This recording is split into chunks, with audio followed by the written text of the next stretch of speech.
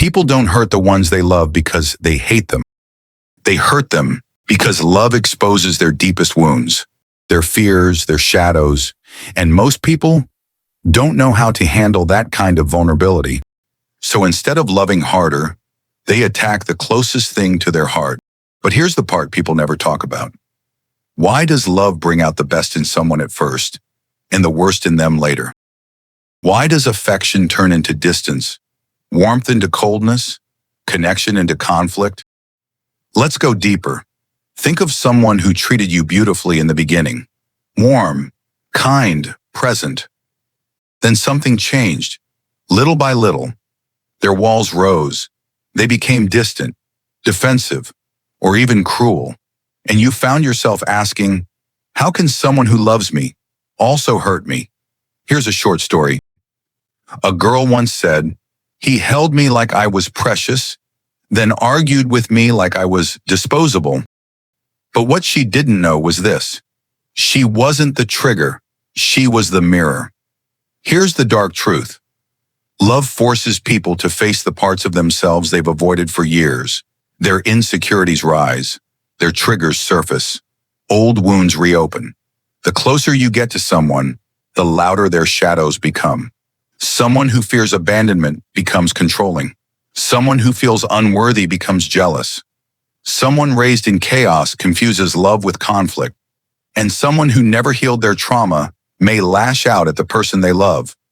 Not because they want to, but because fear is speaking louder than love. So the question changes. It's no longer, why are they treating me this way? But what wound in them did love activate? Let's break down the dark psychology. People hurt those they love because love makes them vulnerable, and vulnerable feels dangerous. You become the mirror, reflecting the parts of themselves they refuse to face. Their attachment wounds get activated. Old scars respond as if you're the one who created them. Here's something most people don't realize.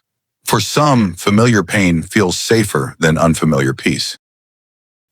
If someone grew up in chaos, calmness feels suspicious. If someone grew up in neglect, attention feels overwhelming. If someone grew up unseen, love feels like a spotlight they aren't ready to stand in. And so they sabotage it, because chaos feels like home. They expect you to stay no matter what. So they unleash the ugliest parts of themselves where they feel safest, with you. But hurting the one they love is not passion, it's not intensity, it's not fiery love, it's unhealed pain disguised as emotion. So what does this mean for you? It means the hurt you experienced wasn't caused by love, but by wounds that existed long before you. Here's another short story. A man once said, I don't know why I push her away. I just get scared that she'll see the real me and decide I'm not enough. So instead of opening up, he shut down. Instead of apologizing, he attacked. Instead of loving her properly, he tested how far he could go before she'd finally leave. But she never knew any of this. All she saw was a man who loved her one day and hurt her the next. This is how unhealed people operate. They confuse love with danger. They confuse vulnerability with threat. They confuse connection with exposure. And the sad truth is, they don't hurt you because of who you are. They hurt you because of who they are when love shines a light on their shadows. This is why one person can treat you like treasure in the beginning, then like a threat when emotions deepen. Their pain wakes up right when love begins to feel real. And here's the ending message. When someone damages the person they love, it's never about love. It's about fear, insecurity, and emotional immaturity. Love cannot survive in a place where wounds speak louder than honesty. And until a person confronts their shadows, they will keep hurting the hearts that could have healed them. So if you've been hurt by someone you loved, don't blame yourself. You didn't cause their pain. You simply triggered the part they refused to heal.